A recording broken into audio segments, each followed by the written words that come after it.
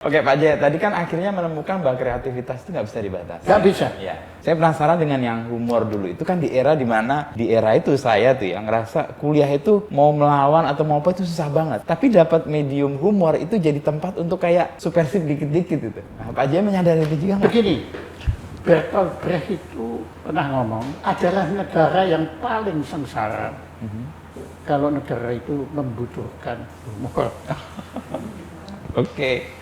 Berarti tanda waktu itu memang Tanda memang kita sedang sengsara. Anda sengsara. Anda menemukan humor itu seolah-olah sesuatu. Waduh, aduh, di dalam satu tsunami itu ada kayu yang ada pegang. Gitu.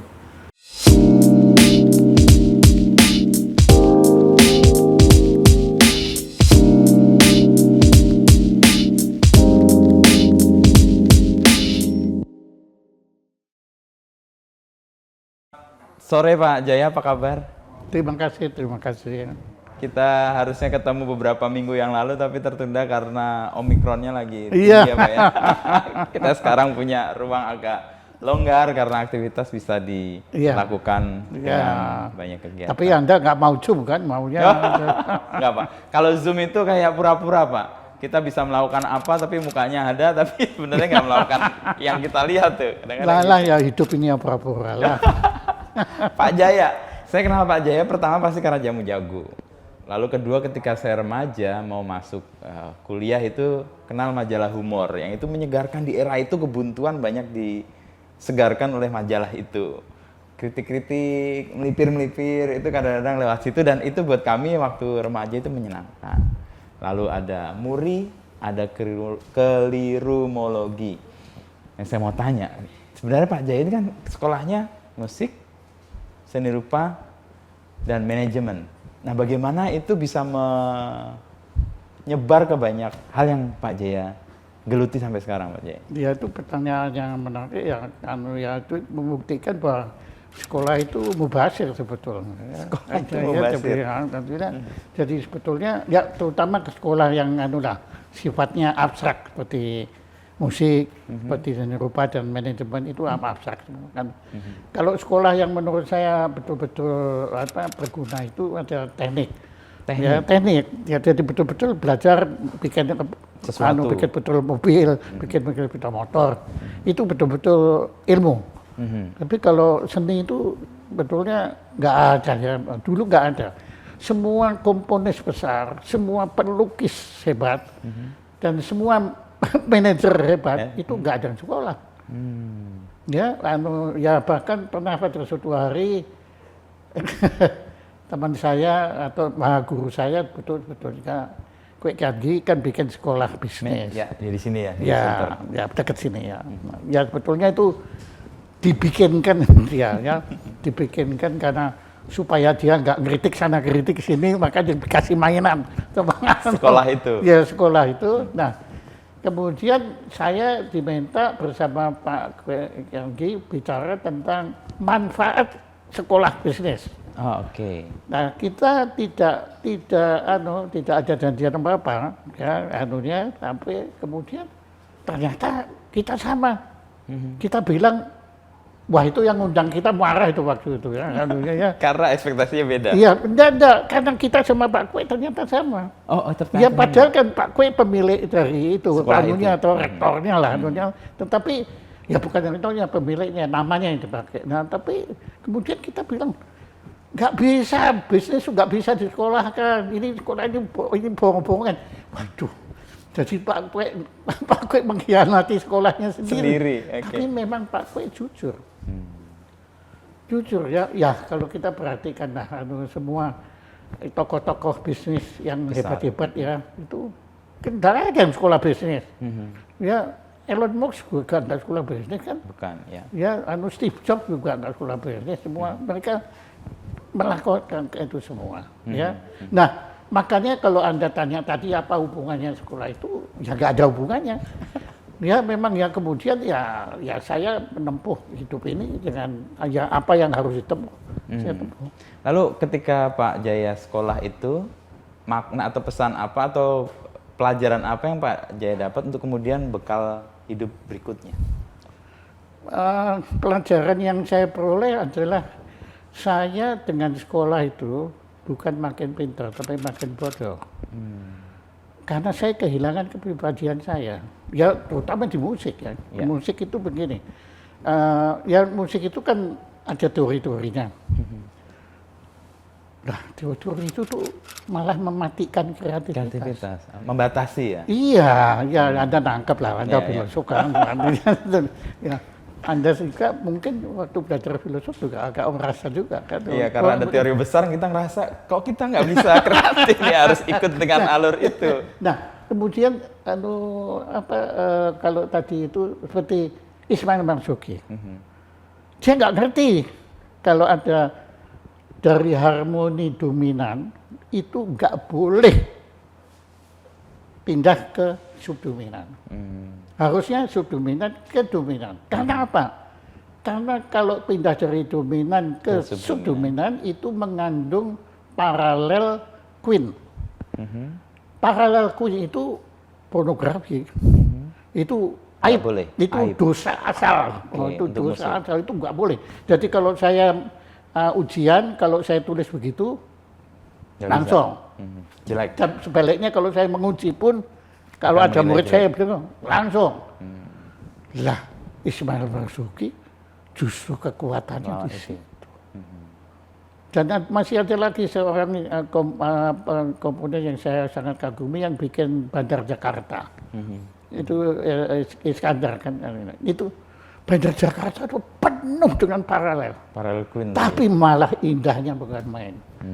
Itu mungkin begini, mungkin kalau seorang gastronom Prancis itu pakai cabai, waduh itu rusak kan, makanan itu rusak, karena itu kan cabai buat sangat orang keras. Prancis itu kan merusak Semua rasa. merusak selera. Ya, lain beda dengan Italia dan terutama Meksiko, apalagi Padang ya di sini ya, di sini. Nah, makanya menurut saya seni itu nggak ada, aturan itu nggak ada. Lah, apalagi kalau Anda sudah sampai yang namanya Dodecafoni, apalagi yang punyanya Stockhausen. Ya, dengan Stockhausen itu saya bingung ya. Saya pernah sekolah, pernah ikut kursnya dia. Kemudian saya bikin komposisi saya, menurut saya bagus ya. Ya, Pak Stockhausen ya dia kasihan sama saya seperti Anda kasihan sama saya begitu kan. Nah, kemudian saya bilang, ya ini bagus, cuma kamu kalau bikin komposisi jangan seperti begini. Kenapa? Saya tanya, ya kalau bikin komposisi itu kamu harus bikin orang itu tidak mengerti apa yang Anda maksud. Malah di Iya, malah ya, ya. itu kan menunjukkan bagaimana seni itu berkembang kan kemana-mana. Ya, tidak ada aturannya. Kalau dikasih aturan, malah menjadi tidak beku, berkembang. sudah nggak seni lagi. Dia menjadi ilmu. Wah, kalau ilmu sudah Dogma situ. yang main, Dogma, aturan betul, yang ya. main, dan menjadi Dogma. sangat otoritatif. Padahal ya kalau saya belakangan itu saya perhatikan kan saintis itu kan selalu mengetawain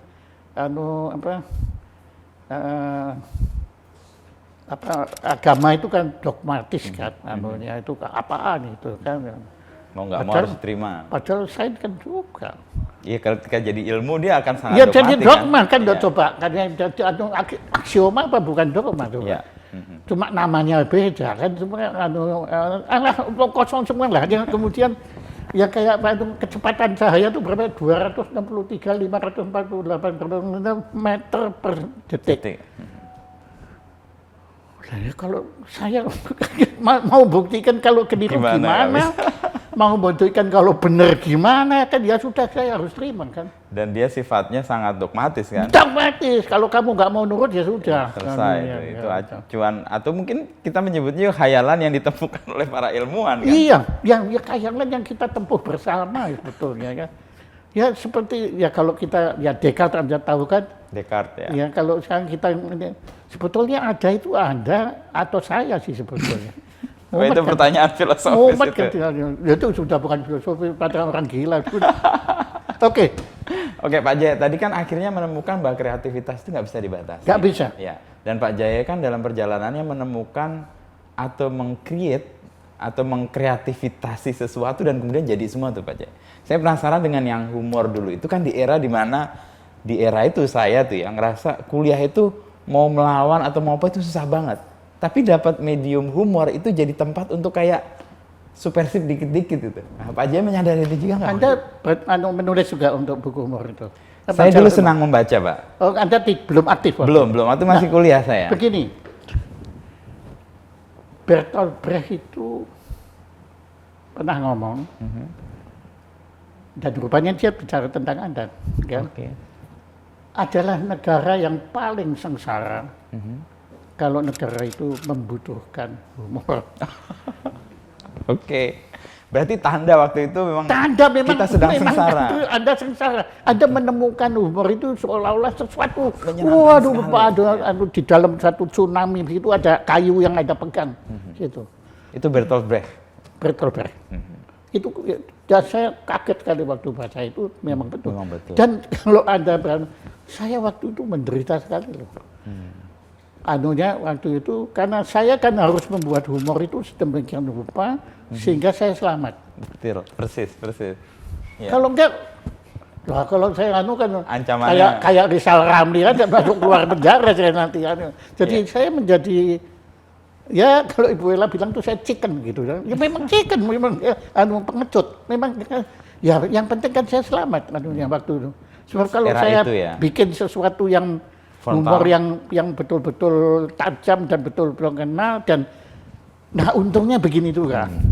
Selera humornya penguasa waktu itu masih rendah banget. Jadi nggak terendus, nggak ngerti ya. Nggak kroso dia. Kalau jadikan bahan humor. Ya, padahal dibuat guyonan, padahal bahaya sekali waktu itu. Ya kan apa yang ngomong itu bahwa humor yang paling berbahaya itu bukannya pena, kan orang bilang pena kan, humor. Dan yang paling berbahaya humor yang pendek-pendek itu bahaya sekali karena orang kadang-kadang nggak ngerti kalau dia menjadi permainan di situ. Tapi ya syukur alhamdulillah kalau Anda merasa suka, padahal kita waktu itu ketar-ketir semua itu. Betul Pak Jaya. Tapi itu kayak jadi oase di mana kita yang waktu itu susah mendapatkan saluran untuk berekspresi gitu, menemukan itu kayak. Ya sebetulnya yang oasenya untuk redaksinya majalah. Oh gitu juga ya. Tapi sayang redaksinya meninggal bapaknya, Mas Herminto. Oh, oke. Wafatnya tahun lalu kan. Iya. Sayang sekali itu. Tapi emang siasat untuk hidup meskipun di resiko dicap chicken itu memang ya. Ya itu memang lebih baik chicken tapi selamat kan. Nah, Pak Yakob sering bilang itu mayat tidak bisa diajak berjuang. Jadi kalau kita mati, terus siapa yang akan melakukan? Saya mengerti benar. Waktu itu kan juga zamannya Arswendo, itu kan. Ya. Saya paham benar. Kompas nggak bisa. Frontal. Karena Kompas sudah terlalu besar. Ya, dan Kompas bukan lagi Pak Yakob, ya, tapi Kompas menyangkut nasib ribuan. Nah, bisa saja Pak Yakob berani, kemudian dia dipuji sebagai nah, tapi yang kalau ditutup, nah yang kasihan kan itu karyawannya. Humor sebagai pilihan untuk melakukan sesuatu meskipun dilakukan dan dinilai orang sebagai chicken, tapi itu menurut Pak Jaya itu pilihan untuk berjuang ya? Iya, tapi itu kan saya bicaranya terbatas di panggung politik kan sebetulnya. Sebetulnya bagi saya humor itu bukan cuma di politik. Humor itu buat saya itu adalah bagian dari peradaban manusia. Karena ya tapi kalau saya bilang yang makhluk yang bisa berhumor hanya manusia juga agak arogan karena anjing juga punya humor. Anjingnya Ibu Ella itu saya perhatikan humornya tinggi sekali ya. Nah, jadi ya beginilah, humor itu adalah sesuatu yang sangat menarik untuk dipelajari. Kan belum banyak orang yang mempelajari humor. Nah makanya saya waktu itu tahun 1990-an begitu, saya merintis sebelum kelirumologi, sebetulnya humorologi. Humorologi dulu, ya. Cuma humorologi ya saya lebih banyak itu memetik mulai dari Aristoteles, mulai dari Socrates, mulai sampai sampai yang belakangan ini Bertrand Russell. Bertrand Russell itu Humor. dahsyat itu. Ya saya Schopenhauer juga, Nietzsche itu sebetulnya juga. Iya. Nietzsche kan kelihatannya serius, padahal itu lucu banget itu. Oh, lucu, tapi cynical kan Dan dia sebenarnya. juga ada Fröhliche itu dia membuat satu buku Fröhliche Wissenschaft. Jadi Nietzsche. ilmu yang gembira. Oh, oke. Itu ya, jadi kelihatannya di setiap insan memang mereka butuh humor ini justru untuk ketahanan hidup masing-masing. Karena kalau kita nggak punya humor, kita susah menghadapi kenyataan kehidupan yang sangat berat ini. Jadi kalau Buddha itu menggunakan kemelekatannya dia itu ya, tapi ke dharma dan lain-lain. Nah, kalau saya mencoba mencari makna hidup ini dari humor. Dan juga sebagai satu energi to survive. Oke. Ya, kalau nggak punya humor, Kayaknya hidup saya kira kita semua bunuh diri semua. Ya, tapi karena itu ya sudah kita selamatlah, semua selamat. Oke. Ya, menggunakan humor atau lelucon, saya ingat apa yang dikutip oleh Gus Dur. Melawan dengan lelucon itu kan cara paling, menurut saya paling efektif di era di mana represif itu begitu tinggi. Iya, memang Gus Dur itu ya menurut saya anugerah lah untuk kita semua ya. Jadi bahwa bangsa ini punya seorang pemimpin yang seperti Gus Dur itu, karena pendekatan Gus Dur itu memang pendekatan humor. Ya. Semua itu pendekatan itu, tapi betul-betul humor dalam arti yang sangat serius. Ya, dia tidak bermain dengan humor, tapi dia menggunakan humor itu untuk komunikasi dan untuk pelumas komunikasi, juga untuk diplomasi dan juga leadership beliau. Itu leadership humor. Ya seperti waktu kita menghadapi isu minyak bumbu masak yang dianggap mengandung minyak babi, itu kan sampai sampai heboh sekali waktu itu. Ya Gus Dur bilang gitu aja kok repot. Nah, ya itu kan kata-kata beliau. Lah terus gimana Gus? Ya sudah nggak usah pakai itu dong. Sudah diemin aja, ya kita jangan pakai merek itu, sudah selesai. Jadi oleh Gus Dur dihadapi dengan itu sangat aja kok repotnya itu menurut saya pasti solutif. Untuk persoalan yang sedang terjadi waktu itu. Ya? Iya. Dan sekarang pun juga. Ya banyak hal yang gitu aja kok repot. Kalau beliau masih hidup, saya yakin beliau akan terus-menerus bilang gitu aja kok repot.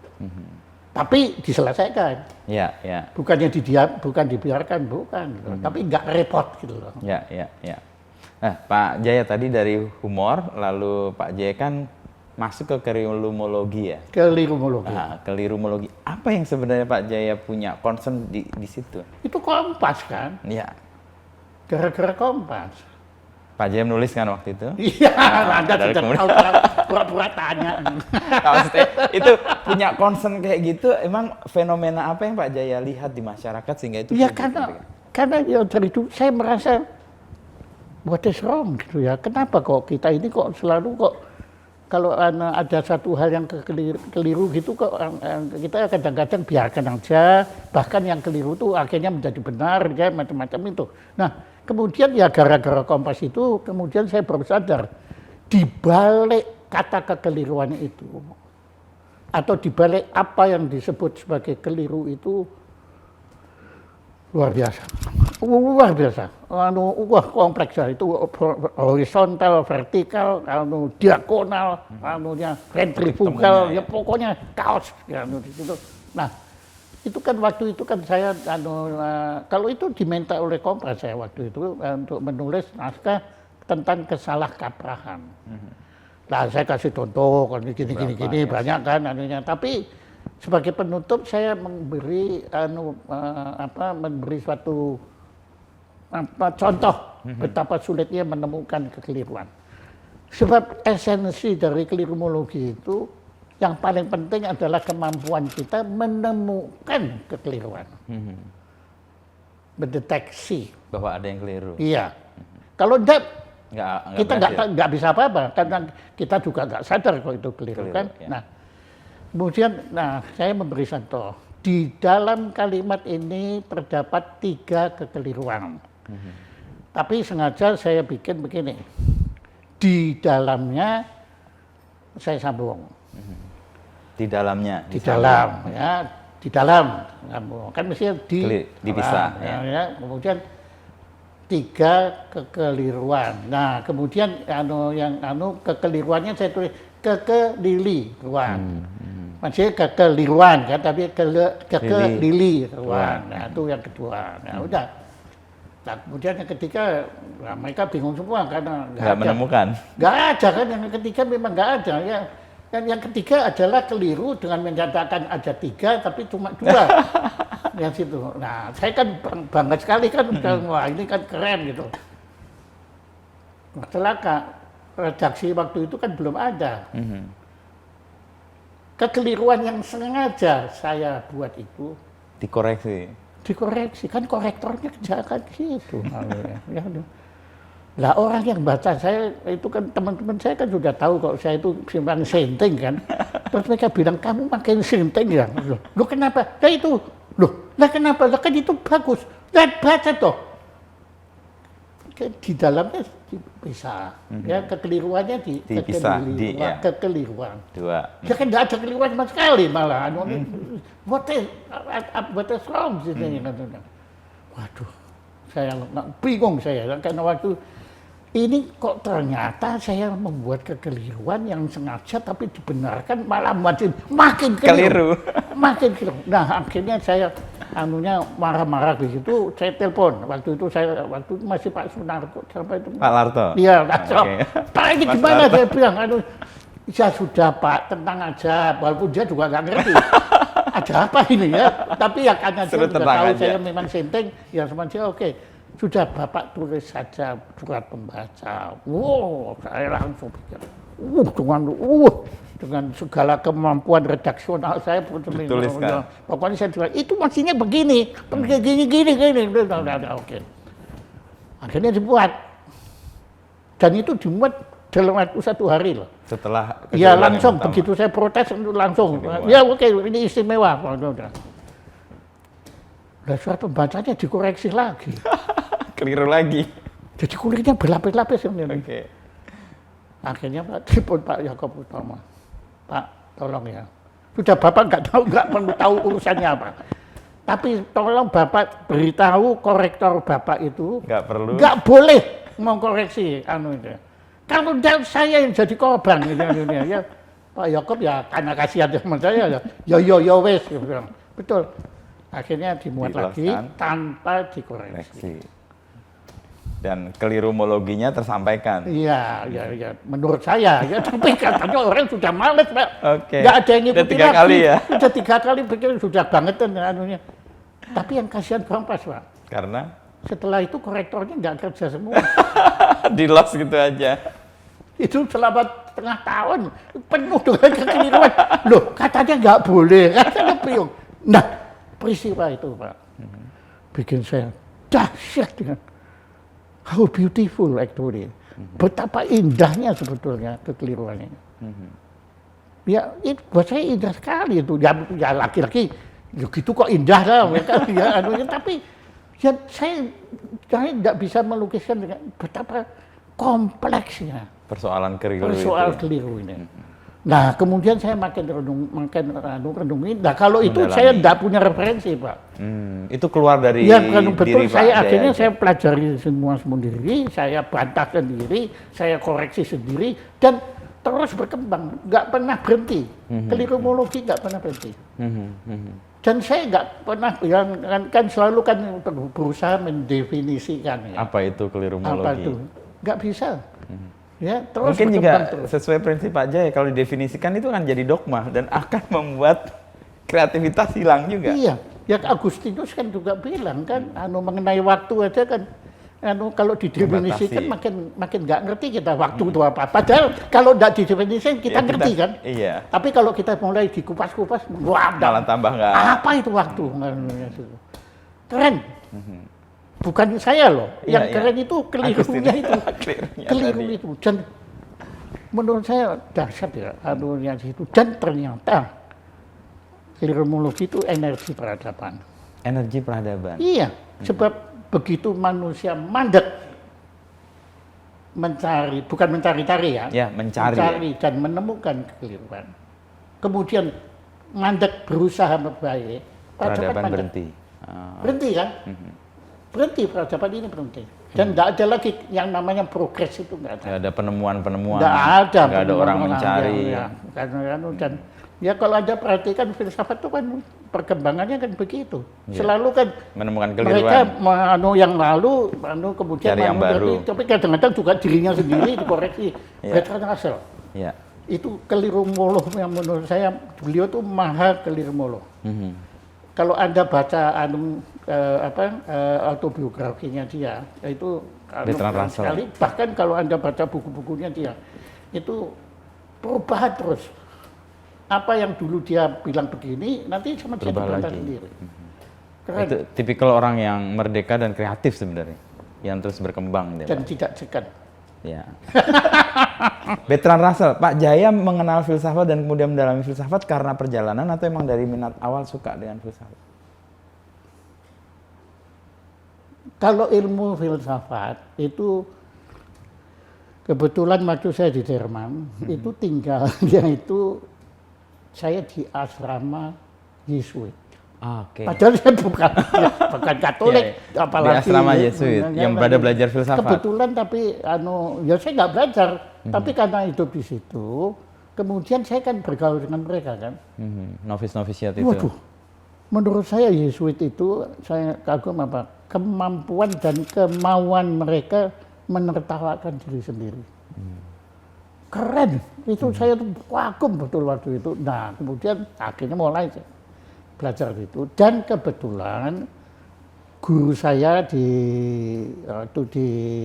Akademi Musik itu di Musikhochschule itu seorang yang juga sangat luas pengetahuannya Hans Joachim Vetter, Profesor Hans Joachim Vetter.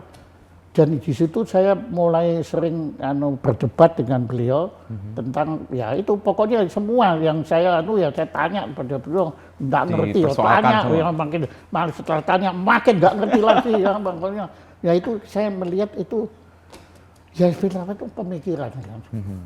Menurut saya semua itu filsafat lah. Begitu manusia itu berpikir ya di situ dia mulai berfilsafat. Makanya menurut saya ya ada tentunya orang yang sekolah ilmu filsafat. Khusus, ya itu tentunya kan ada kurikulumnya, terus ada metodologinya, dan metodologinya ya sudah. Dia disebut ahli ilmuwan filsafat. Tapi menurut saya filosof yang paling saya kagumi itu ada dua. Ayah saya dan ibu saya. Oke. Dan ayah saya nggak ngerti Schopenhauer itu apa, ya itu yang ngerti ya. Tapi setiap saya bicara dengan beliau, dan bukan hanya bicara, setiap saya amati sikap dan perilaku beliau sangat filosofis. Ibu saya, Demikian juga. ya orang yang ibu saya tuh nggak pernah bicara jelek, apalagi orang lain. Ngerasani gitu tuh nggak pernah. Nah, di situ saya melihat ada suatu, ya itu lagi saya bicaranya estetika, keindahannya ya. Karena buat saya itu sebetulnya hidup ini bukan perlu etika, tapi estetika. Estetika. Etika tanpa estetika ya jadinya kayak itu, majelis dokter, etika dokter. Yang kemarin rame itu ya. Ya, karena itu mereka bicara murni etika, tapi nggak ada estetikanya sama sekali. Dan akhirnya kalau saya bergerak lanjut, nggak ada kemanusiaannya sebetulnya. Nah ini yang kemudian akhirnya waktu saya mempelajari itu dari kelirumologi, kemudian alasanologi, ya, kemudian andekatamologi, ya semua logi-logi itu ya kan Anda sudah kenyang, sudah bosan kan itu artinya. Nah ujung-ujungnya itu kemanusiaan. Ujung-ujungnya kemanusiaan. Menurut saya itu mahkota peradaban itu kemana? bukannya sains, teknologi, agama, apa filsafat, bukan Kemanusiaan. manusia. Sebab kalau apa yang kita lakukannya itu tidak ada nilai kemanusiaannya, Nggak ada artinya. percuma lah. Kamunya ya gitulah kan. Dan kalau kembali ke krilumologi tadi, itu keliru kan sebenarnya human nature-nya dari manusia sebenarnya. Iya, makanya di situ kan saya sadar bahwa Tuhan kan menciptakan kita tidak sempurna memang. Supaya di hidup ini ada pergerakan. Kalau sempurna kan mandek, Pak. Mandek, betul. Cuma itu kan berhenti. Tapi beliau menciptakan kita supaya kita terus mengejar Mencari, kesempurnaan, menemukan. mendekati. Nah, makanya definisi krilumologi kan katanya harus punya definisi ya. Makanya saya bikin. Waktu itu pertama saya agak arogan sekali, saya bilang krilumologi adalah satu pemikiran atau satu paham yang mempelajari kekeliruan demi menemukan kebenaran. Nah, perkataan menemukan ini kan arogan banget, Pak. Bagaimana saya bisa menemukan? Nah, saya kemudian koreksi. Nah, itu koreksi, yaitu mencari. Jadi hidup ini sebetulnya kita mencari Kebenaran. Kalau kita sudah menemukan kebenaran, mentok. Kalau itu di Buddha bilang nirwana sudah. Iya, persis. Tapi karena ketidaksempurnaan kita ini, maka kita berusaha menjadi sempurna. Nah itu yang penting, selalu berusaha menjadi sempurna. Padahal nggak bakal sempurna. Iya. Nah maka justru nggak pantas. Gitu. Dan keliru-keliru itu sebenarnya tanda bahwa orang ini sedang mencoba untuk Iya. menjadi sempurna, Iya. menjadi menemukan kebenaran Iya, menemukan, mencari. Jangan menemukan. mencari kebenaran. Mencari. Karena belum tentu ketemu juga. Bisa jadi Menemukan, keliru lagi. Saya sombong lagi. Gitu. Yang ya cuma beliau lah. Iya, iya. Tapi keliruologi kalau saya refleksikan tuh mirip kayak tugas jurnalistik sebenarnya, Pak Jaya. Karena tugas jurnalistik kan sebenarnya juga mencari kebenaran. Siapa? Tugas jurnalistik. Oh, Jurnalistik kan mencari kebenaran, persis. nah kalau Anda ngomong gitu bukan hanya jurnalistik. Semua pemikiran manusia yaitu Mencari kebenaran. iya, semua. Semua. Apa sudah mau bilang? Fisika, Iya, ya, kebenaran. biologi, genetika, kosmologi apalagi, ya anunya semua itu semua kan mencari kebenaran. Dan nggak ketemu kan? Nggak ketemu. Dan masing-masing kan punya acuannya kan. Kebenaran jurnalistik mungkin nggak bisa kita bandingkan dengan kebenaran absolut, kebenaran akademik, kebenaran hukum. Karena kan cara dan metodenya mungkin yang berbeda. Nah kalau metode itu oke, bisa dibikin ya. Tapi kalau Anda perhatikan, kebenaran yang Anda cari itu kan juga bergerak terus. Persis. Ya, nanti benar hari ini sama besok kan beda lagi sudah. Nah di jurnalistik itu ada namanya kebenaran merangkak gitu, Pak. Persis. Bagus. Itu nanti saya pakai itu. Jadi hari ini mungkin kita udah merasa paling benar. Merangkak. Bagus. Tapi saya baru dapat sebenarnya apa poin dari Pak Jaya soal keliruologi ini. Ternyata dalam betul ya. Kenapa Pak Jaya menekun ini karena memang ini ya itu sebetulnya kalau Anda tanya kenapa saya kok menekun itu semua. Itu saya itu cuma ya kalau Anda perhatikan waktu zamannya FX itu. FX Mulyadi. Ya, itu kan saya bikin pameran kartun. Ya. Pertama orang yang nekat bikin pameran kartun tunggal. Luas banget spektrumnya Pak Jaya. Ya, mulai dari musik, nah, pameran kartun. itu kan FX yang wawancara saya dulu. Ya, misalkan itu saya dapat kehormatan di front page Kompas waktu itu, saya kaget. Wah, nah di situ kan dia tanya filsafat. Pak Jaya ngakukan ini semua kenapa? Karena waktu itu kan saya di samping pameran kartun, saya resital juga. Oh, Di tempat terpisah loh. Okay. Yang pameran kartun kan di Goethe Institute. Kalau yang di resital saya yang pertama di Indonesia itu adalah di lembaga Indonesia Amerika. Oh, oke. Itu terpisah, tapi waktunya sama. Maksudnya ini hari ini, gitu besok pagi gini. Nah, kemudian kenapa saya membuat ini semua apa? Saya sebetulnya begini Mas Efek, buat saya hidup ini cuma 3 bagian. Wah, sok filosofis. Wah, 3 bagian. Ya, bagian pertama adalah lahir. Lahir. Bagian ketiga, yang bagian ketiganya saya loncat itu adalah mati. Mati. Ajal. Ajal. Nah, bagian kedua itu hidup. Di tengahnya itu hidup. Nah, saya ini sekarang sambil menunggu saat saya ajal, dari dulu saya nunggu, sekarang pun saya nunggu, saya berusaha mempelajari apa Hidup. sebetulnya ini semua. Itu di situ. Ya, dan itu ternyata itu sampai sekarang nggak berubah kalau itu. Tetap saya 3 memang, bagian itu ya memang nggak bisa berubah kan. Anunya yang bisa berubah kan cuma tengahnya ini. Hidupnya, karena dia terus dan bergerak. itu kan tergantung kita bagaimana melaksanakannya. Tapi kalau lahir kita nggak ditanya, Tiba-tiba ceprot itu. Ya mau mati sudah seneng-seneng hidup, nggak ditanya mati. Kan juga mau euthanasia nggak boleh. Lah yang gimana sih, kacau kan kita. Tapi hidup kita punya peran yang lebih Iya, makanya waktu hidup ini kita makanya ya apa yang bisa kita lakukan optimal mungkin, bukan maksimal tapi optimal ya, sebisa kita tentunya kan. bikin kartun, resital, lalu bikin Ya, humor, kelirumologi. Ya itulah muri. Nah, sekarang muri nih ya Pak Jaya. Ya, Nah, ya ini kita kan di tengah muri. nah, Ya. persis. Apa yang memunculkan ide atau yang membuat Pak Jaya gandrung dengan capaian-capaian yang kemudian di-record dan disampaikan kepada publik? Kalau gandrungnya itu sudah lama sekali, okay. saya mengagumi prestasi superlatif. Prestasi superlatif. Nah, kalau lahirnya muri itu karena karena sakit hati. Karena sakit hati. Sakit hati. Ya gini, dulu kan saya belum mikir apa-apa, kan senang tentang rekod-rekod superlatif. Saya bikin waktu itu festival diam.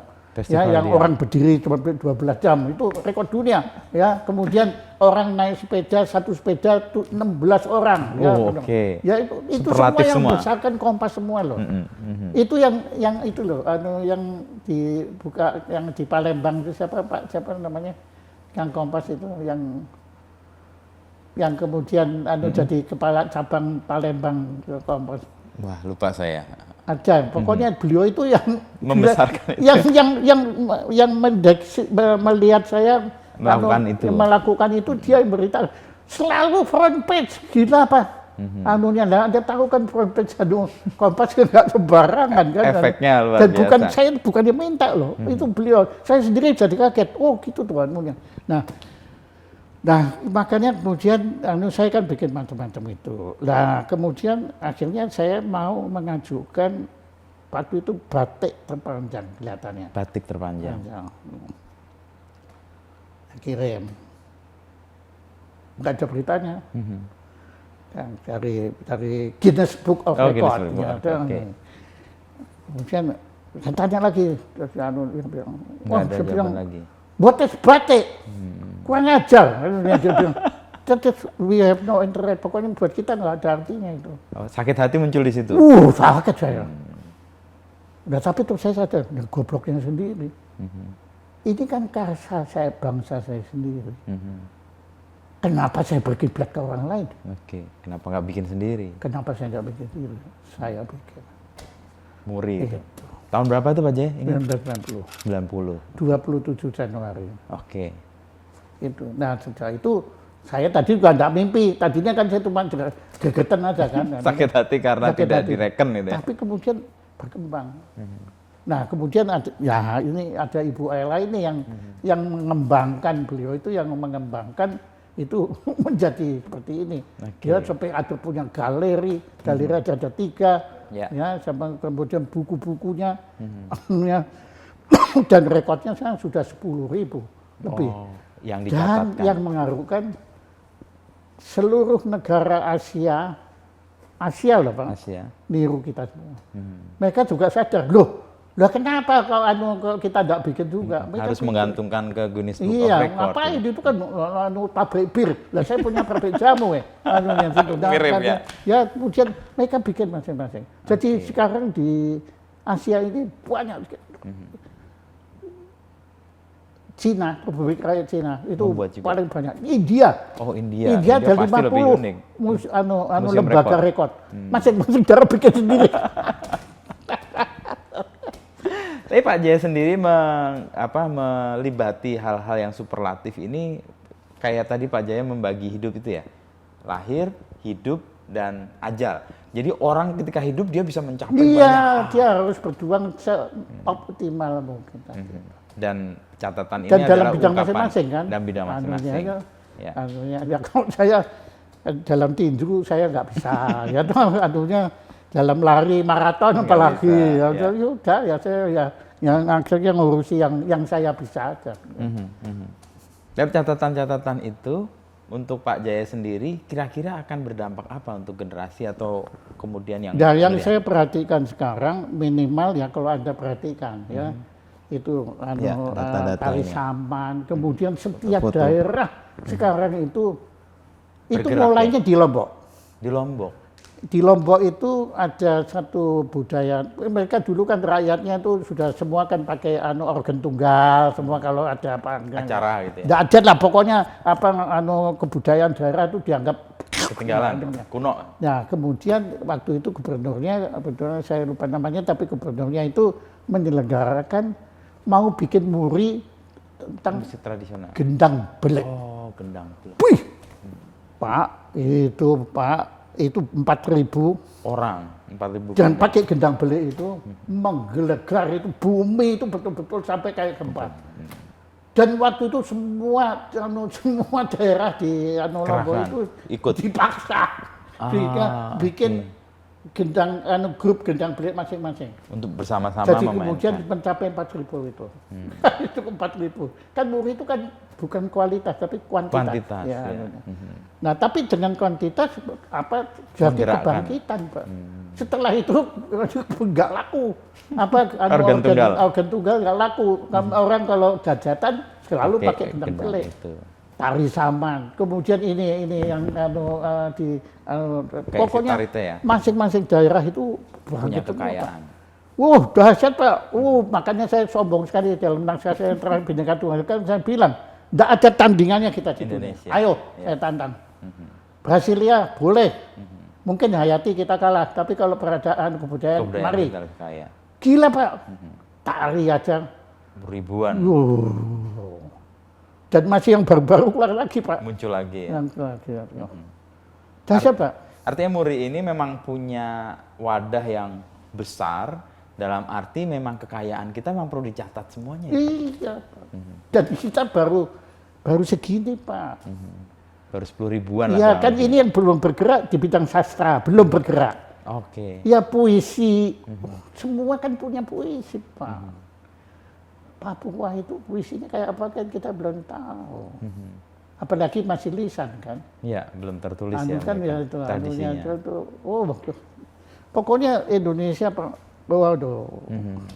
Dan karena Muri, kecintaan saya terhadap Indonesia itu makin menjadi-jadi. Makin menjadi-jadi. Pokoknya nggak peduli mau dibilang sombong, mau dibilang apa, pokoknya saya cinta Indonesia. Tapi saya bisa paham kenapa kok dulu wartawan Kompas itu meletakkan itu di front page, Pak. Kenapa? Karena ini kan sesuatu yang unik. Pencapaian superlatif itu kan nilai beritanya tinggi karena kan nggak umum, nggak lazim. Sesuatu yang nggak lazim, sesuatu yang unik, sesuatu yang janggal gitu ya. Pasti nilai beritanya tinggi tuh, makanya ditaruh di front page juga itu, Pak. Saya baru tahu tuh kenapa kok tadi Pak Jaya menyebut yang dari Palembang itu ya. Iya, Kenapa iya, naruh iya. di front page? Ya karena itu memang unik Itu banget. dulu dari Semarang, dia pindah ke Palembang. memimpin di sana. Oh, Pak. jadi kepala Dan di Palembang. jasanya Pak Nino terhadap kegiatan saya membina wayang orang dahsyat Pak. Pak Nino Nggak ada Pak Laksono. Nino, Mas Nino Laksono, nggak ada itu saya bawa. Itu semua itu kan yang ngompori dengan Mas Nino. Mas Nino ya. Ya. Soal wayang orang sendiri Pak Jaya sendiri melakukan itu, memainkan itu atau cuma Enggak, kalau main kan walaupun saya sudah dirayu untuk jadi Ikut. Semar, tapi saya nggak mau. Ya karena saya merasa nggak mampu ya. Saya tahu batas saya. Ya, orang bilang saya enggak, saya nggak bisa. Kalau main gitu saya nggak bisa. Saya nggak bisa menyanyi. Nggak bisa Juga nggak bisa. Ya, nah oke. Kalau itu memang Kalau itu terus terang yang berdosa atau berdasa itu R.A. Kosasih. R.A. Kosasih, Mahabharata. Bukan hanya Mahabharata kan, dia tapi kan ya juga banyak. Ramayana, juga apa Munding Laya di Kusuma dan semua. Dan Adisoma. Adisoma. Ya dia bikin wayang purwa. Wayang purwa itu pegangan saya Pak. Untuk Saya di Jerman itu saya dihormati Pak. Sebagai Karena ahli Mahabharata. Oh saya aja baca, padahal saya tahunya dari komik. Mereka, wah kan saya bisa tahu. Oh, pokoknya, aduh, itu dari R.A. Kosasih. dari komiknya itu. Iya, begitu. Tapi kemudian saya baca, anunya aslinya, tapi Ya. asli bahasa Inggris. Ya. Itu pun yang, bukan yang lengkap. Yang lengkap kan 26 jilid, itu gila Pak. Dan ternyata banyak versinya, Persis. Ya. banyak versinya. Masing-masing. Tapi ya. indah. Dan saya belajar Ramayana kaget. Karena Sri Lanka beda, Ramayananya. terbalik. Sintaramanya atau Iya, kebaliknya di dia mana? kan yang jahat itu kalau di Sri Lanka kan Alengka. Rawana itu justru Yang jahat, yang pahlawan, Pak. pahlawan ya. Oke. Itu ya, Ibu Ella aja waktu saya bilang begitu, kan dia bilang itu tidak percaya. Saya akhirnya bawa ke sana, di Sri Lanka ada satu kuil Rahwana. Untuk menghormati. Iya, itu. menghormati Rahwana. Ramanya itu agresor, karena dia kan dari India. Rahwana itu seorang penyair, seorang pemusik, seorang pemimpin, jenderal semua, ganteng, ya anunya. Sinta itu jatuh cinta sama Rahwana. karena Rama itu pemabuk. Oh, diciri di Ya, seperti itu ceritanya. Pokoknya aja versi kampret Masing-masing. sama versi cebong. Kalau di Indonesia kan kebalikannya ya, Pak Jaya ya. Kalau Indonesia kan India. Iya. Kita Berkaca pada India. makanya kan itu juga kompas yang muat. Di front page lagi waktu saya bilang nanti dulu toh, kebetulan festival Rama, festival Ramayana di Bali. Oke. Lah kemudian saya bilang, untungnya memang ada saya Sri Lanka ikut Oke. dan memang betul beda. Tadinya orang nggak percaya, pikirnya saya ngarang aja. Ternyata versi yang lain bahkan kebalikan. Balikan. Nah, kalau dari sisi itu Nah tadi yang Westerling itu kan di Belanda kan dihormati sebagai jenderal kan yang dapat bintang dari Ratu Inggris lah. Jadi buat kita kan, waduh itu Sebagai monster penjahat. kan itu anunya. Gitu Jadi- Pak, makanya saya kalau sejarah itu, waduh ini menurut siapa Hati-hati dulu? juga.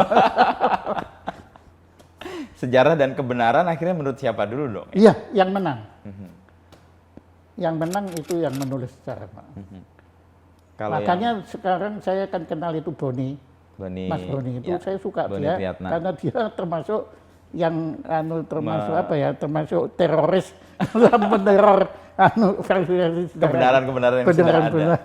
Karena dia mencoba menggali dan menemukan hal yang lain tuh. Iya. Nah, dalam posisi untuk menemukan dan mencari kebenaran itu kan kita berpijak pada nilai-nilai yang kita miliki nih Pak Jaya. Nah, Pak Jaya menekuni banyak hal ini, kalau melihat Pak Jaya dulu dapat itu dari bapak ibu aja atau dari mana? Ya kemudian Kecintaannya. ya dari teman-teman ya perjalanannya. guru-guru macam-macam ada masukan-masukan semua. Anda tahu kisah Sintio Yablo? Sintio Yablo, belum. Nggak tahu ya, itu itu satu kisah sebetulnya itu Chin Yong orang itu betulnya bukan karya lama, karya baru termasuk abad ke-20. Itu tentang ada tokoh namanya Yoko. Yoko itu pesilat tapi dia tadinya bukan pesilat. Kemudian dia akhirnya menjadi pesilat yang luar biasa karena apa? Dia berguru secara tidak sengaja, berguru kepada semua tokoh silat yang ada. Akhirnya semua ilmu itu jadi satu, kemudian dianya malah hebat jadinya sendiri. paling dahsyat itu. Walaupun tangannya buntung satu, tapi dia akhirnya itu Cinjong itu. Nah, itu menurut saya mungkin secara tidak sengaja terinspirasi bahwa setiap manusia yang kamu jumpai adalah guru kamu. Pikirnya Anda waktu ini saya nggak belajar dari Anda. Saya belajar dari Anda tentang tadi jurnalistik kebenaran. Merangkak tadi. Merangkak ya. Kebenaran yang merangkak tadi. Ya. Sikap hidup kayak gitu kan berat ya Pak Jaya. Artinya kan kita harus menurunkan ego kita untuk merasa bahwa kita harus menyerap Loh ya dari memang banyak iya lah, orang. kalau buat saya enggak Nggak ada ada, masalah. enggak berat, memang ego saya enggak ada. Memang saya tahu saya enggak mengerti apa-apa kok, enggak ada beratnya sama sekali. Ya, jadi memang kalau kita sudah merasa kita hebat, wah, susah kan. Ya. Tapi apa dong, saya enggak tahu apa-apa, makanya setiap saya, makan saya itu kan senang sekali bikin acara wawancara ini. Biasanya kan saya mau wawancara, saya kan baru ini yang wawancara ya, karena Anda kan lebih berkuasa dari saya gitu. Nah, tapi dalam hal ini saya itu karena pada setiap acara saya belajar, Pak. Baru kemarin, saya baru tahu tentang loda, moga dan dosa itu dari Biku Santo Kito. Oke. Sebelumnya ketemu namanya orang Batak tapi bicara tentang kebudayaan kuliner Minangkabau. Okay. Ya, Sabar Sitomorang. Dan itu baru tahu juga, Sudah Pak. lain lagi marketing dia ngomongnya. Ya. Nanti ini besok saya senang sekali dapat Profesor Surya Suryadi, Leiden. Leiden. Bicara tentang sejarah Indonesia versi Belanda. Sesuatu yang beda lagi tuh. Beda lagi. Ya itu saya belajar semua. Ya kemarin saya ketemu anak muda namanya, lupa saya Elwin. Elwin. Ya karena saya kan dulu zaman saya kan komputer belum berkembang kan. Kemudian saya belum sampai sekarang ini. Ya saya belajar komputer sebagai alat musik. Oh, okay. Belajar saya sampai bilang nggak belajar. Murid-murid saya yang hebat-hebat itu, yang jenius-jenius itu ya tuh setiap dia main umpamanya Goldberg Variation, saya belajar dari dia. Interpretasi dia tentang Johann Sebastian Bach. Oh, oke. Nah, posisi mau menjadi penyerap dan belajar dari semua itu apa yang mendasari Pak Jaya? Keserakahan. Serakah untuk belajar, serakah untuk mencari, serakah untuk menemukan. Iya serakah. Memang saya serakah. Anda belum pernah lihat saya makan ya. Saya kalau makan tuh kayak rakus ya pokoknya. Kayaknya tuh cepat-cepat masuk semua gitu. Sampai banyak yang itu nanti pencernaannya sering terganggu karena terlalu cepat dimasukin. Tanpa dikunyah. Ya itulah adanya. Tapi posisi untuk kemudian bisa menyeimbangkan semuanya gimana? Tidak seimbang sama bilang Oh, nggak seimbang. seimbang. Dan buktinya hidup dengan bahagia sekarang Pak Jaya. I enjoy it. Oke. Anda baca buku saya nggak tentang bagaimana pedoman menuju tidak bahagia? Belum. Nah itu di situ filosofi saya. Ya saya kebahagiaan itu adalah state of mind. State of mind, oke. Ya kalau kita mau bahagia kita bahagia. Maka indeks kebahagiaan ya sorry aja ya ngukurnya kayak piye gitu. Bahagia Anda saya kan beda. Beda ya, itu state of mind kita. Ngukurnya sentimeter atau pakai apa inci, jempol, jengkal. Tapi menarik sekali pertanyaan Anda itu menyadarkan saya bahwa saya itu kenapa kok begini ya? Tapi ya sudah lah, I enjoy it. Dan ya saya bersyukur lah. Ya di situ kan dari buku saya tentang bahagia, saya belajar untuk tidak pernah iri. Tidak pernah iri. Ya belajar untuk tidak. Nah, ajaran dari ayah saya itu yang paling utama adalah jangan gampang tersinggung. Jangan gampang tersinggung. Ya dulu saya tahu tersinggungan.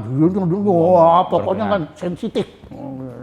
Kan harus kalau ada orang ngomong ayah saya bilang, ayah saya nggak pernah muji saya, tapi pada suatu hari akhirnya dia nggak tahan, dia panggil saya, kamu sudah bagus, cuma kamu punya catat satu, mudah tersinggung, yaitu mudah tersinggung. Tersinggung saya dibilang gitu. Dan terbukti. Tersinggung. Dan terbukti bahwa ini orang yang mudah kemudian tersinggung. Setelah saya nempuh, oh iya benar. Percuma Pak, tersinggung itu percuma. Karena? Nggak ada gunanya tersinggung, ya apa gunanya? Ya sudah orang mau ngomong itu dan toh sudah terjadi kan? Sudah. Ya itu pendapat orang tentang kita, ya sudah. Maka waktu saya dibilang otak kelas 2, ada yang bilang saya kan otaknya kelas 2. Wah, syukur alhamdulillah saya punya otak. Walaupun kelas 2 kan, kita saya pikir nggak punya. Ya. Kelas 2 malah bagus yang kelas 1 kan belum naik tuh. Lah itu kan Anda. Jadi posisi itu yang membuat Pak Jaya enjoy aja semua. Enjoy Pak, enjoy dan bersyukur. Bersyukur yang kedua. Syukur, menurut saya begini. Dan kata kunci yang lain ikhlas. Ikhlas. Kata ikhlas itu dahsyat Pak. Itu kan bukan bahasa Indonesia, Arab kan. Arab, ya, dahsyat Pak, dahsyat. Pokoknya nyerah dah. Kalau ada Berserah ya. Islam kan artinya juga menyerah kan? Apa? Islam. Islam artinya kan berserah, menyerah. Gitu. Oh Islam, baru tahu saya. Saya juga baca, tahunya baca harus kita cek juga itu. Terima kasih. Oh ya, ada ragu-ragu, ada ragu-ragu. Saya mendengar dari beberapa orang Mbak, Islam itu artinya Oh, berserah, menyerah. anda apa? Agama Anda? Saya Katolik Pak. Oh, Jaya. ya, Yesuit, Nyaris dididik para Jesuit. Romo Frans. Romo Frans Marx. Romo Frans itu sangat berarti bagi hidup saya karena dia menurut saya sangat rendah hati dan dia mau ngeladenin saya dan dia yang ngerti kegilaan saya. Oke. Ngerti, dia ngerti betul. Dan dari Romo Frans saya juga dapat izin untuk mempelajari kemanusiaan. Ah, persis. Itu dan guru saya Sandiawan Sumardi.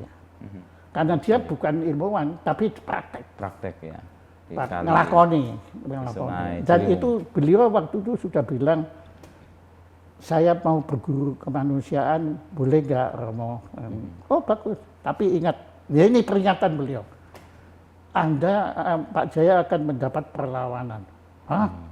Loh kemanusiaan kan bagus, kok saya bilang, loh yang menindas itu, yang menindas kemanusiaan pasti ngamuk sama Pak Jaya.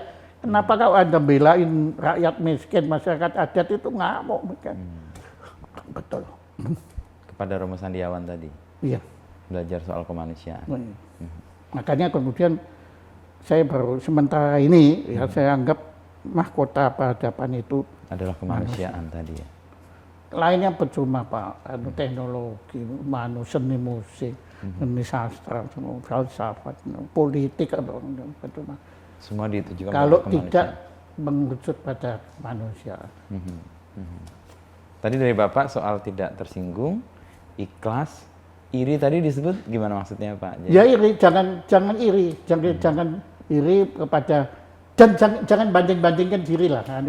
Okay. Kok dia kok enak ya, hidupnya dia kok bahagia. Wang sinawang lah kalau orang Jawa itu. Ya itu di samping kita nggak bisa merubah, ya cuma isinya jengkel dan dendam. Dendam itu kan grogoti kita sendiri kan. Merusak jiwa juga itu ya. Ya tapi ya itu kan semua kan pedoman. Tetap aja kalau itu tersinggung. Tapi terus ingat. cepat meredakan. Karena terus ingat ya Pak Jaya. Bahwa ini keliru. Nah itu kelirumologi gunanya. Kelirumologi, kesadaran untuk mengetahui bahwa kita sedang mencari kebenaran. Dan untuk mencari kebenaran kita bisa keliru. Iya. Dan kita justru karena keliru itu maka kita bergerak kan. Merangkak. Dan kita disadarkan bahwa kita manusia Pak Jaya. Iya. Bahwa kita pernah salah, bisa salah dan bisa keliru juga. Dalam cuma jangan sengaja. Jangan sengaja ngeliru kan. Itu yang jangan. Dan seringkali yang terjadi kan bersengaja keliru itu. Iya, dan pura-pura nggak tahu kan. Kalau dia keliru. Itu wah susah. Namanya juga manusia. Ya. Terakhir nih Pak Jaya, soal ketekunan dan konsistensi Pak Jaya menulis. Ini yang membuat kami anak muda itu kagum. Ini gimana Pak Jaya punya ide, lalu merangkainya dan kemudian menuliskannya? Kalau idenya sih itu adalah endapan dari masa lalu ya. Karena bacaan saya kan dahsyat, banyak sekali, luas sekali. Dan saya pembaca yang cepat sekali, ya saya itu gitu, bisa ngerti sudah, menganggap diri ngerti, gitu ya. Beda mengerti dan menganggap diri ngerti. Coba mengerti itu, beda. Nah, kemudian itu kan sudah nyerap semua, jadi mengendap. Begitu. Justru sekarang ini menulis itu, kalau dalam pencernaan itu buang airnya, Bang. Kalau enggak, saya bebelan Pak, konsentrasi, jedos. Dan saya makanya berterima kasih sekali Anda mau memuat naskah saya, walaupun pernah sekali ditolak kan. Ya, tapi yang itu kan semua Anda kan ya wes besake lah gitu lah. Nah itu itu buat saya dahsyat sekali Pak. Anunya itu rasa terima kasih saya itu besar sekali Pak. Itu karena saya memang sekarang kan tangan saya kan yang kanan ini sudah agak gangguan gitu. Kalau main piano segala kan susah. Anunya.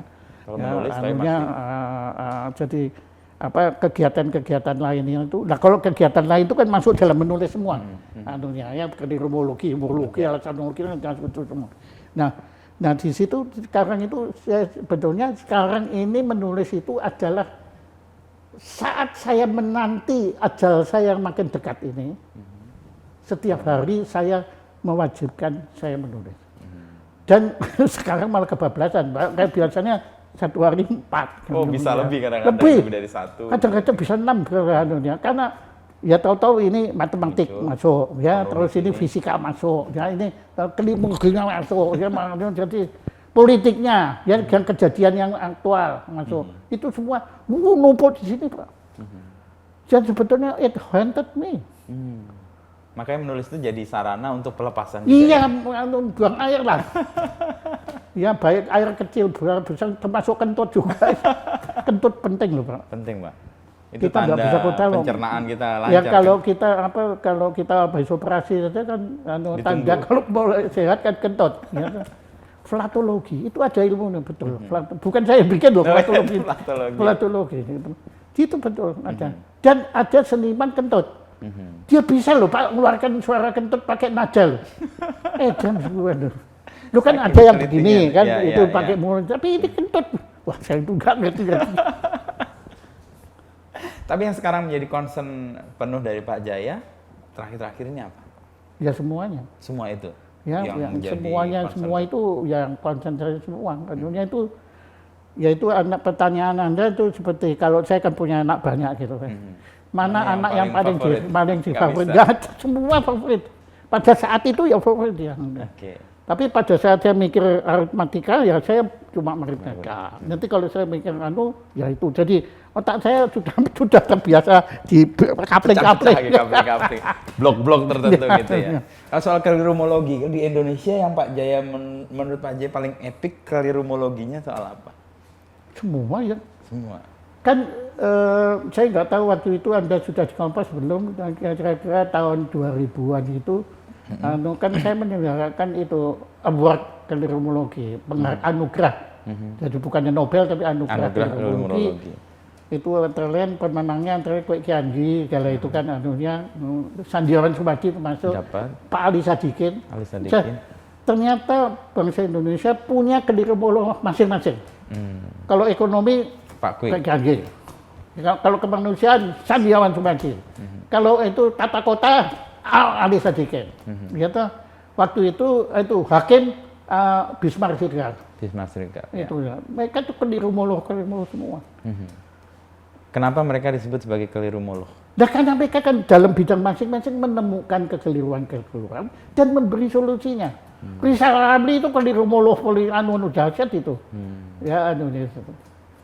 Dan orang yang bisa menemukan kekeliruan berarti dia tahu yang tidak keliru kan? Iya. Atau yang benar atau acuan itu. Yang dia anggap benar, yang dianggap benar. Belum tentu juga dianggap oleh semuanya. Iya betul yang dianggap. Anggap tuh dekra kan kogito ergo sum tuh anggapan kan? Itu. Saya berpikir, anggapanku, saya meragukan. Aku menganggap, aku berpikir. Itu kan anggapan. Aku ada, itu kan anggapan juga ya. Tapi baru tadi saya siang tadi baru merepotin soal ketidakadaan. Ketidakadaan. Nothingness. Ketidakadaan itu ada atau enggak Pak Jaya? Nah ya itu dia. Dahsyat loh, nothingness. Dan waduh, kepala saya terpelintir. Nothingness ya, itu arah untuk menuju ke spiritual juga sih biasanya itu. Kalau nothingness itu. Oke. Ya baik Pak Jaya, terima kasih banyak nih dari kita ngomong soal hal-hal yang mempengaruhi Pak Jaya pendidikan sampai kita ketidakadaan tadi. Jangan-jangan ini obrolan kita ini ketidakadaan juga. Apa ya sebetulnya kita itu ada. Nah kalau sudah ada itu kan mulainya pertanyaannya itu tadi kalau orang-orang ngomong ngomong-ngomong tentang Big Bang kan. Big Bang. Kan Big Bang katanya awal. Dari semesta. Oke. Dari keadaan, ya. Keadaan itu kan Big Big Bang. Bang. Lah sebelum Big Bang modar. Modar kan kita Iya. mau macam piye mau bilang apa ya nanti dibilang enggak ya piye, Iya. dibilang iya ya piye. Karena nggak ada yang ada berasal dari ketiadaan. Kan? Nah, sementara kita sendiri belum tahu yang ada itu apa sebetulnya. Apa yang tidak ada itu yang ada. Apakah yang ada itu tidak ada? Apakah yang tidak ada itu ada? Wes mulai. Mulai agak rumit nih Pak Jaya. Ilmunya ada dari Diarkara sama UI ini keluar semua. Yang penting saya ikut Pak Jaya, enjoy. Enjoy, Semua betul. menikmati ya, semuanya Enjoy, dinikmati. betul. Dari titik kita lahir sampai ajal, hidup itulah kita Iya. menikmati. Ya karena dan optimal. Nietzsche itu bikin betul loh Pak. Nanti baca Nietzsche. apa itu Fröhliche Wissenschaft. Nah, orang kayak potongan yang nyiremus kayak gitu kok fröhlich apaan ya? Meskipun hidupnya tragis juga ya Pak. Ya, Ya? pesimis sekali kan. Ya, Pesimis dan itu kan tragis. kayak orang gila dia tuh ya, lebih gila dari saya karena dia itu setiap sengaja nyari kuda, nanti kudanya dirangkul. Kalau sudah ya sudah cuma dirangkul gitu kan sudah. Jadi kudanya macam-macam. Terima kasih Pak Jaya, Oke. obrolannya dan menyegarkan buat saya juga Oke. mendalami apa yang Pak Jaya Ya, ya jalankan dan merangkak. nikmati. Merangkak tadi. Belajar guru. Terima kasih, terima Sama-sama, Pak kasih. Jaya. Oke, ya.